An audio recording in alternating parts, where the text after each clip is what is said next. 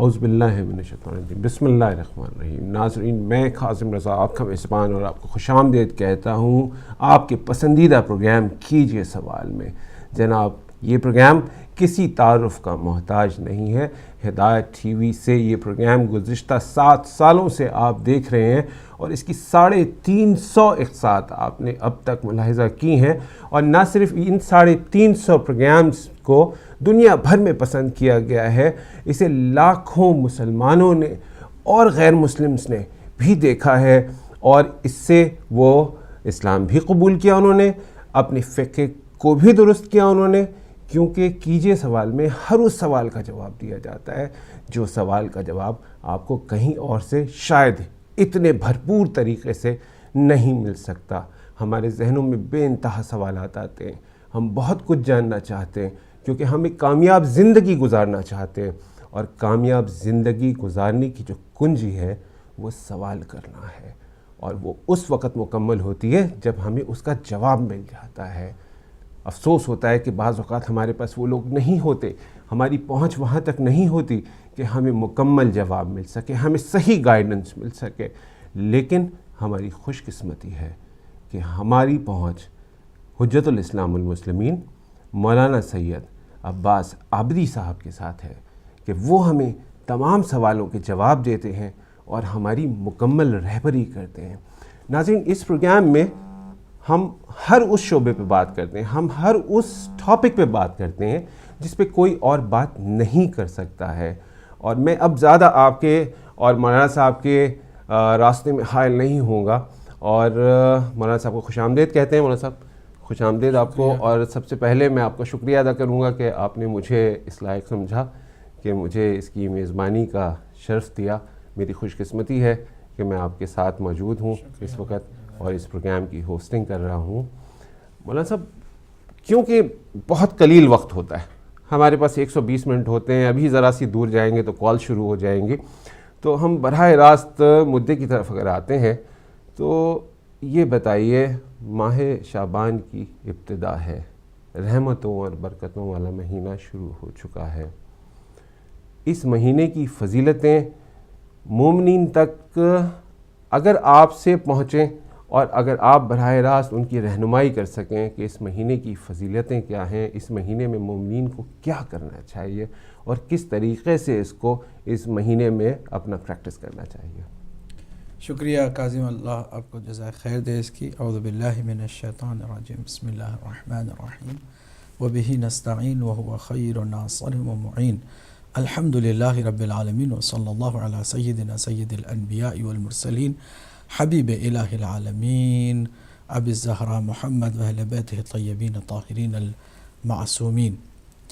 اما بعد، قال اللہ الحکیم فی کتابہ الکریم، بسم اللہ الرحمن الرحیم، فاسألوا اہل الذکر ان کنتم لا تعلمون، صدق اللہ العلی العظیم۔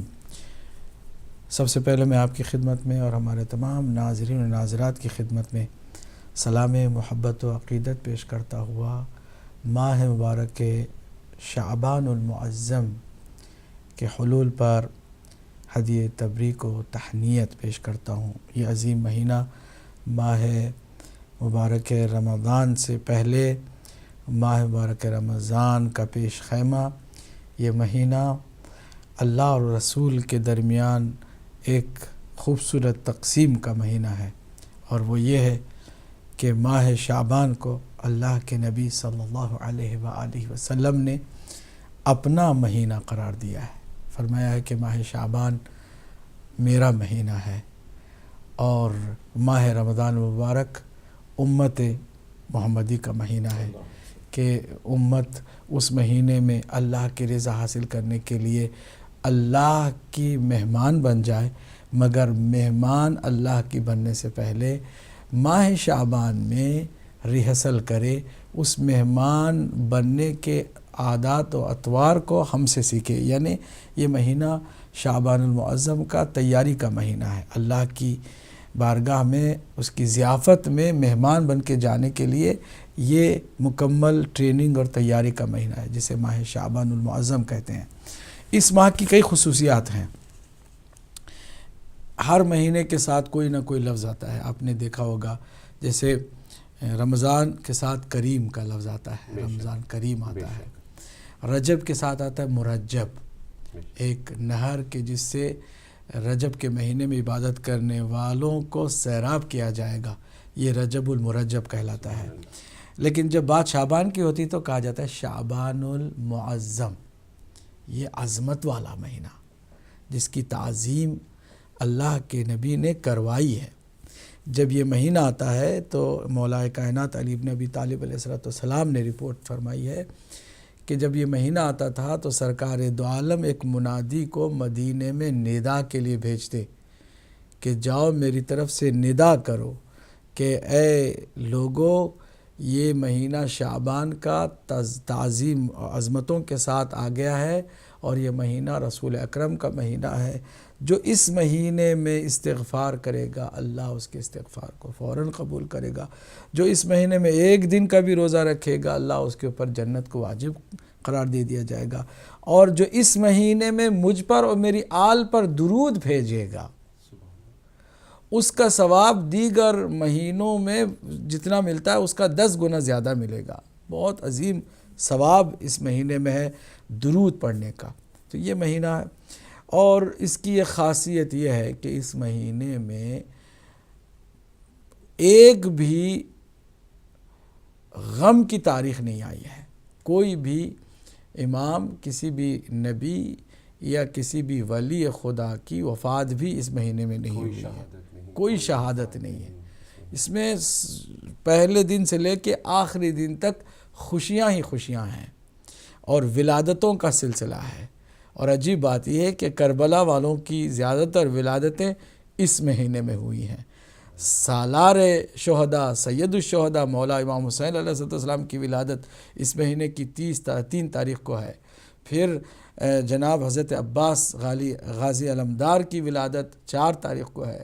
امام زین العابدین علیہ السلام کی ولادت 5 تاریخ کو ہے، اور اگر ایک روایت کو مان لیا جائے تو پہلی تاریخ ماہ شعبان کی بی بی زینب سلام اللہ علیہا کی ولادت کی ہے۔ حضرت علی اکبر کی ولادت اس مہینے میں ہوئی ہے، اور اس مہینے میں تمام انبیاء اور تمام معصوم اماموں کی تمام تر مظلومیت کا بدلہ لینے والا منتقم حقیقی مولا امام زمانہ عجل اللہ تعالیٰ فرجہ امام مہدی علیہ السلام ہے، ان کی 15 شعبان المعظم کو ولادت ہوئی ہے۔ 15 شعبان المعظم سن 255 ہجری کو سامرہ میں وہ یوسف زہرا دنیا میں تشریف لایا جسے دنیا امام مہدی کے نام سے جانتی ہے۔ تو یہ بہت خوشیوں والا مہینہ بھی ہے، برکتوں والا مہینہ بھی ہے، عظمتوں والا مہینہ بھی ہے۔ جو اس مہینے میں روزہ رکھے گا، میں نے بتایا جنت اس پر واجب ہو جائے گی۔ مولا علی علیہ السلام نے ندا دیتے ہوئے منادی سے سنا کہ حضور فرماتے ہیں کہ اس مہینے میں جو روزہ رکھے گا اس پر جنت واجب ہے، تو امام فرماتے ہیں کہ جیسے میں نے منادی سے ندا سنی اس وقت سے لے کے میری زندگی میں نے کبھی بھی ماہ شعبان کا ایک بھی دن بغیر روزے کے نہیں گزارا، اور میں نے ماہ شعبان کے پہلے دن سے روزہ رکھنا شروع کیا تو شوال کی اس رات تک، پہلی رات تک سلسلے کو روزے کے جاری رکھا، اور جب تک میں زندہ رہوں گا ایسے ہی کرتا رہوں گا، کیونکہ اس کی عظمت اتنی زیادہ ہے۔ اس کے علاوہ استغفار کی بات، صلوات اور درود کی بات ہے۔ خاص کر معصومین نے ایک بہت بڑا ذخیرہ دعا کی شکل میں ہمیں اس مہینے کے اندر دیا ہے، اور اس کا نام ہے مناجات شعبانیہ، جس پر معصومین نے فخر کیا ہے کہ ہم وہ ہیں کہ ہمارے پاس ایسی عظیم مناجات موجود ہے، مناجات شعبانیہ۔ علماء نے، مراجع اعظام نے، مجتہدین نے بڑی تاکید کی ہے کہ اس کو ماہ شعبان میں ضرور پڑھیں، کہ یہ اللہ سے قریب کرنے کا ہی ذریعہ نہیں ہے بلکہ آپ کے معارف میں اضافے کا بہترین ذریعہ، آپ کی معلومات میں اضافے کا بہترین ذریعہ، آپ کے دل میں نور ایمان کو اس کے ذریعے سے پیدا کیا جا سکتا ہے۔ ایک بہت بڑا ذخیرہ ہے جسے افسوس کہ امت مسلمہ محروم ہے، بہت ساری دعاؤں سے محروم ہے، اس مناجات شعبانیہ سے بھی محروم ہے۔ امام خمینی رضوان اللہ تعالیٰ علیہ نے اپنی آخری وصیت میں انہوں نے کئی چیزوں پر فخر کیا ہے کہ ہم وہ ہیں کہ ہمارے پاس یہ ہے، نہج البلاغہ جیسی کتاب ہے، ہمارے پاس سیف سجادیہ ہے۔ انہی فخر والے جملوں میں ایک جملہ یہ بھی ہے کہ ہم وہ ہیں کہ ہمارے پاس مناجات شعبانیہ جیسی عرفانی خزانہ موجود ہے۔ یہ معنوی اور روحانی خزانہ جو ہمارے پاس موجود ہے۔ تو ماہ شعبان المعظم کی بڑی عظمتیں ہیں۔ ہر نماز کے بعد اگر کوئی امام زین العابدین علیہ السلام کی جانب سے یہ جو منقول درود ہے، خاص ماہ شعبان کے لیے جو صلوات ہے، اس کو پڑھے تو اس کی بڑی عظمت ہے۔ اس درود میں جو خاص بات یہ کہ اہل بیت اطہار علیہ السلام کے فضائل کو مختصر ترین لفظوں میں امام نے ایسے سما دیا ہے کہ ایک ایک لفظ قابل تشریح ہے، اس کی تفسیر کی ضرورت ہے، اس کی شرح کرنے کی ضرورت ہے۔ لیکن اس میں ذرا دیکھیے، اللہم صلی علی محمد و آل محمد، یہاں سے درود شروع ہوتی ہے ماہ شعبان کی۔ شجرۃ النبوہ، یہ آل محمد کون ہے؟ یہ نبوت کا شجرہ ہے، یہ وہی پاکیزہ شجرہ جس کو قرآن مجید نے شجر طیبہ کہا ہے کہ اصلها ثابت و فرعها فی السماء، کہ جس کی جڑیں زمین پر ہیں لیکن جس کی شاخیں آسمانوں میں ہیں۔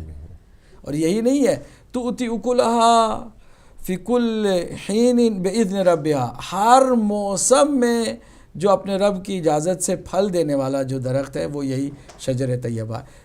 ہر موسم میں پھل، ہر موسم میں معرفت، ہر موسم میں علم، ہر موسم میں آپ کو ایمان کی دولت عطا کرنے والی شخصیات یہی تو ہیں، اور کوئی تو نہیں۔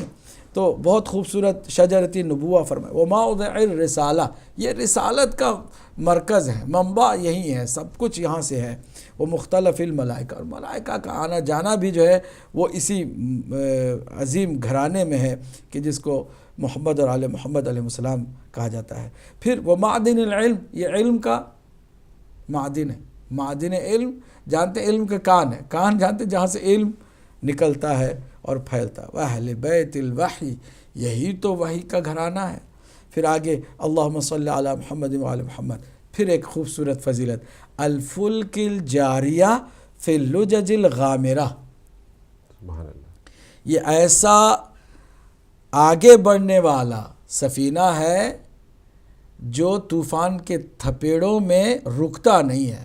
واہ واہ، یعنی طوفان کے تھپیڑوں سے یہ کشتی متاثر نہیں ہوتی، وہ تھپیڑوں سے اپنا راستہ بھی نہیں بدلتی۔ الفلک الجاریہ فی اللجج الغامرہ، کہ جو تھپیڑوں میں بھی اپنی منزل کی طرف رواں دواں رہتی ہے اور جامد بہت، کہیں پر بھی ادھر ادھر نہیں ہوتی۔ اور پھر آگے فرماتے ہیں یأمن من رکبہا، اصل میں جو اس کشتی پر سوار ہے وہی امان میں ہے، اسی کو امن ملے گا، اسی کو نجات ملے گی۔ وَيَغْرُقُ مَنْ تَرَكَهَا، جو اس کشتی کو ترک کر دے وہی ڈوبے گا، حتماً ڈوبے گا۔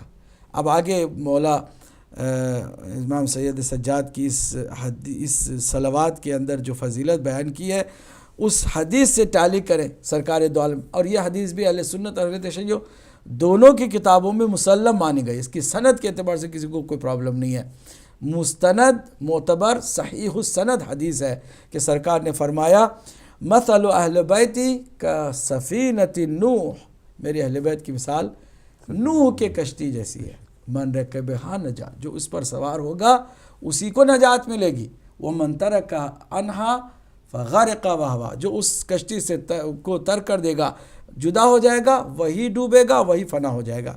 اب ذرا سوار ہونے کے مطلب کو سمجھے، کیونکہ ہمارے اہل سنت کے بھائی اس حدیث کو لکھتے بھی ہیں، پڑھتے بھی ہیں، کچھ علماء سناتے بھی ہیں، لیکن کشتی پہ سوار ہونے کے مفہوم کو واضح نہیں کرتے۔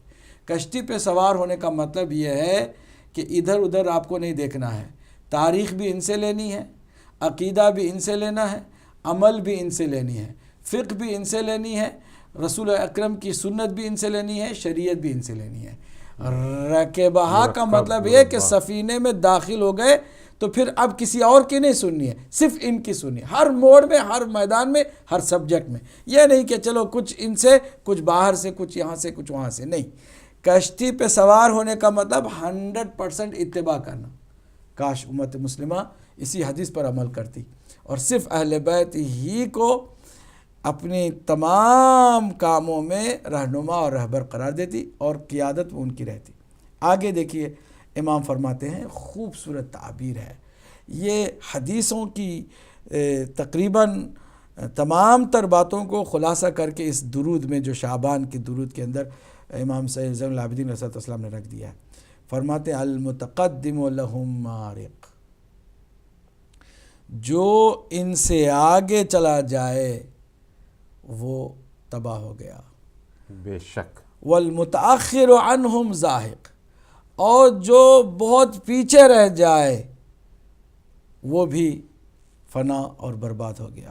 حقیقت میں کیا ہونا کیا چاہیے؟ واللازم لہم لاحق، لازم یہ ہے کہ ان کے ساتھ ساتھ ان کے پیچھے ان کے نقش قدم پر چلا جائے، نہ ان سے آگے بڑھے نہ پیچھے رہ جائے. بیک بنچرز. افسوس کے ساتھ یہی کہنا پڑتا ہے آج امت کیوں در بدر کی ٹھوکر کھا رہی ہے کہ آل رسول کی اتباع کرنے کے بجائے آگے بڑھ گئی آل رسول سے، یا پھر آج کی امت کو دیکھو تو بالکل آل رسول سے بہت پیچھے چلی گئی. نہ ہمیں پیچھے جانا ہے نہ ان کے بالکل ہی آگے نکل جانا ہے، بلکہ ان کے نقش قدم پر چلنا ہے، بالکل اس اونٹ کے بچے کی طرح جو اپنی ماں کے برابر پیچھے پیچھے رہتا ہے. یا پھر اگر ہماری ملکوں کی مثال دی جائے تو پھر وہ گائے کے پیچھے جو بچڑا ہوتا ہے کہ جو ناک میں نتھی بھی اس کی ہوتی نہیں ہے، اس کو کچھ بھی کوئی بھی رسی سے باندھ کے کھینچا نہیں جاتا ہے، صرف وہ بچہ دودھ پینے والا وہ بچڑا ہوتا ہے جو اپنی ماں کے ساتھ ساتھ ہوتا ہے. ماں جدھر جائے گی وہ بچہ ادھر جائے گا. یہ ایک جانوروں کے اندر اتباع کی ایک مثال ہے کہ کیسے اتباع کی جاتی ہے.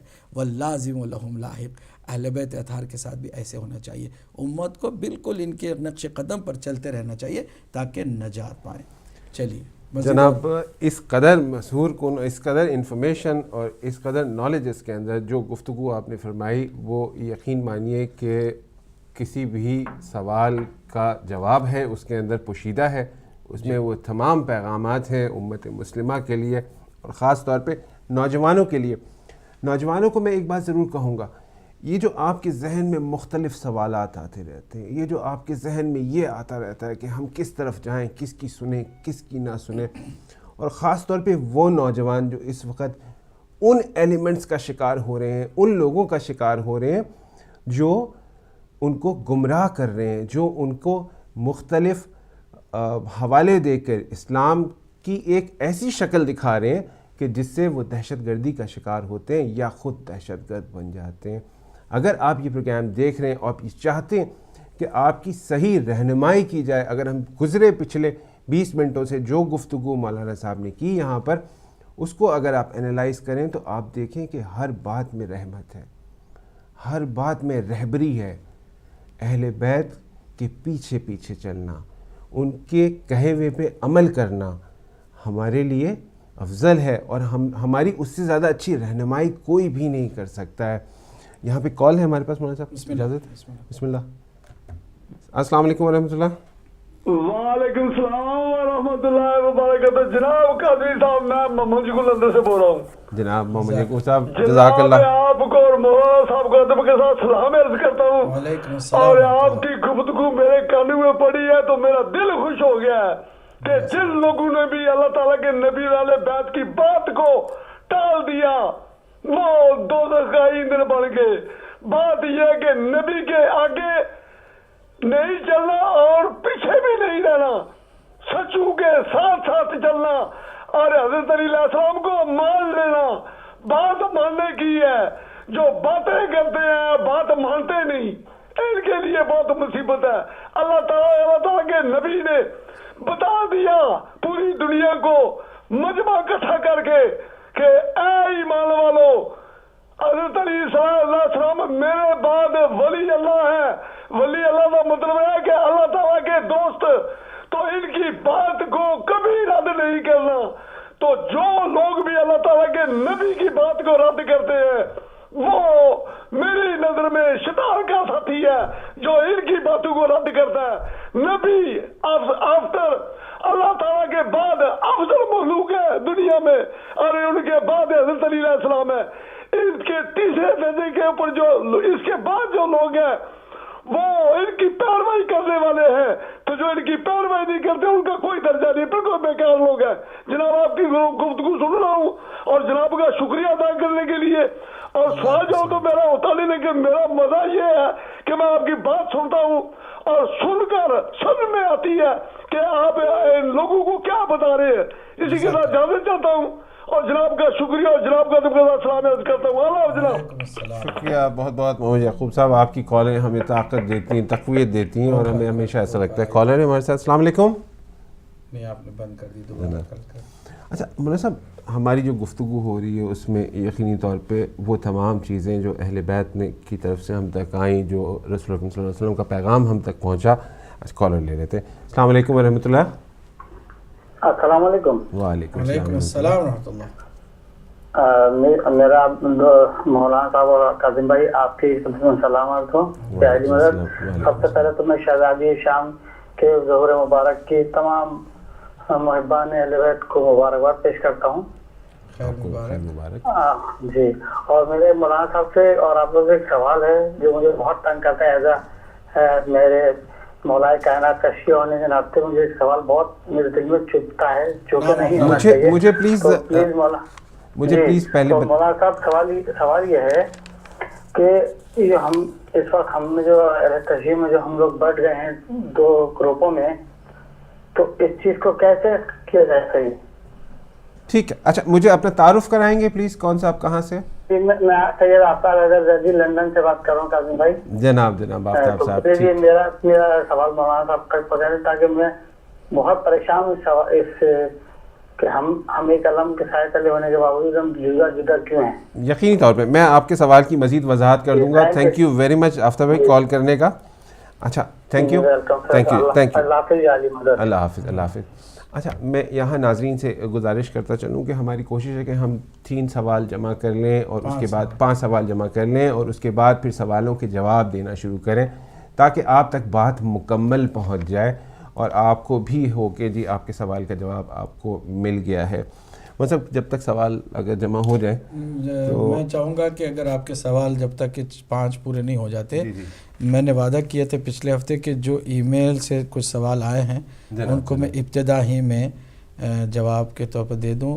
تو ہمارے ایک بھائی ہیں شوکت علی صاحب انڈونیشیا سے، انڈونیشیا میں بھی ہدایت ٹی وی دیکھتے ہیں اور دیکھ کر کے ان کے کچھ سوالات آئے ہیں، ان سوالوں کے میں جواب دینے کی کوشش کروں گا۔ پہلا سوال ان کا یہ تھا کہ میں انڈونیشیا میں رہتا ہوں اور نکاح متع میں دونوں کیا ایک گھر میں رہائش کر سکتے ہیں؟ جواب یہ کہ بالکل کر سکتے ہیں، کیونکہ نامحرم کوئی نہیں ہے، بالکل جیسے زوجہ میاں بیوی رہ سکتے ہیں ایک گھر میں، اس طرح یہ بھی آپ چونکہ لیگل آپ کی بیوی ہیں آپ ان کے ساتھ رہ سکتے ہیں۔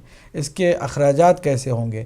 اخراجات جو ہے وہ بہتر ہے کہ طے کر لیں آپس میں، کیونکہ واجب نہیں ہے شوہر پر کہ نان نفقہ جو ہے وہ اس بیوی کا بھی اس پر واجب ہو، لیکن اگر آپس میں طے کر لیں اور طے کر کے آپ ہی جو ہے اس کو اس معاملے کو جیسے طے کریں گے ویسے آپ عمل کریں گے۔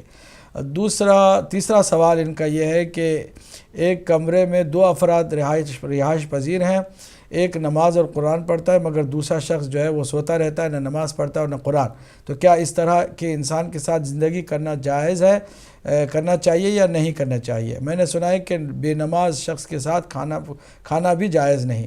جواب یہ ہے کہ دیکھیے آپ اگر اپنا کام کر رہے ہیں اور اسے بتاتے بھی ہیں کہ نماز کے وقت بھائی نماز کا وقت ہے نماز پڑھو، وہ مسلمان ہے اور نماز نہیں پڑھتا ہے تو گناہ تو وہ کر رہا ہے، لیکن آپ بتاتے جائیں گے، تھوڑی بہت نصیحت کرتے جائیں گے، ہلکی پھلکی آپ کی طرف سے اسے یاد دہانی ہوتی رہے گی تو آج نہیں تو کل وہ اس پر عمل کرے گا۔ نہیں بھی کرتا ہے تو آپ کا فرض ہے کہ آپ اسے بتا دیں، آپ کو زبردستی بھی نہیں کرنی ہے کہ تم نہیں پڑھتے ہو تو تمہارے ساتھ میں یہ کر دوں گا وہ کر دوں گا، نہیں، آپ جو ہے پیار سے اس کو سمجھائیں، نہیں سمجھتا ہے تو وہ اس کا خود ذمہ دار ہے، آپ اپنی جگہ پر صحیح ہیں تو آپ گنہگار بالکل نہیں ہوں گے۔ اس کے علاوہ آپ کا ایک سوال یہ بھی ہے کہ ایک شخص کے نماز اور قرآن پڑھنے سے اگر دوسرے شخص کی نیند میں خلل ہو تو کیا اس نماز پڑھنے والے کا نماز اور قرآن قبول ہوگا؟ دیکھیے کوشش یہ کرنی چاہیے کہ ہم عبادات ایسی کریں کہ نہ نماز نہ تلاوت پاک قرآن پاک دوسروں کی نیند میں یا دوسروں کے کاموں میں خلل ایجاد نہ کرے. اگر خلل ایجاد ہم کریں گے تو اس کا ثواب بالکل ہمیں نہیں ملے گا، بلکہ الٹا شاید مردم آزاری کا ہمیں عذاب ملے. آپ کا 5واں سوال یہ کہ انڈونیشیا میں ہمیشہ بارش ہوتی رہتی ہے اور اسی پانی میں مجبوراً وضو اور نہانا پڑتا ہے، کیونکہ گھر کے پانی کا لائن نالیوں سے کنیکٹ ہے جہاں سے وہ بارش کا پانی رواں ہے. بارش کا پانی نجس نہیں ہوتا انلیس کہ آپ کو یقین ہو کہ اس میں کوئی نجاست گری ہوئی ہے. اگر نجاست اس میں نہیں ہے تو بارش کے پانی سے آپ وضو بھی کر سکتے ہیں اور آپ غسل بھی کر سکتے ہیں. میرے خیال میں اتنے ہی سوال ان کے تھے، ہم نے مکمل کر لیا. جی بہت بہت شکریہ. مجھے یقین ہے انڈونیشیا سے جو بھائی ہمارے تھے جنہوں نے سوال بھیجے اپنے ای میل سے، ان تک جوابات پہنچ گئے ہوں گے اور یقینی بہترین رہنمائی آپ تک پہنچی ہے. صاحب اس وقت ایک عدد بریک کے لیے کہا جا رہا ہے، ہمارے لیے بریک بھی ضروری ہے. تو ناظرین بریک کا وقت ہے. بریک کے بعد جب آئیں گے تو مزید سوالات کے جوابات کے ساتھ آپ کے لیے حاضر ہیں.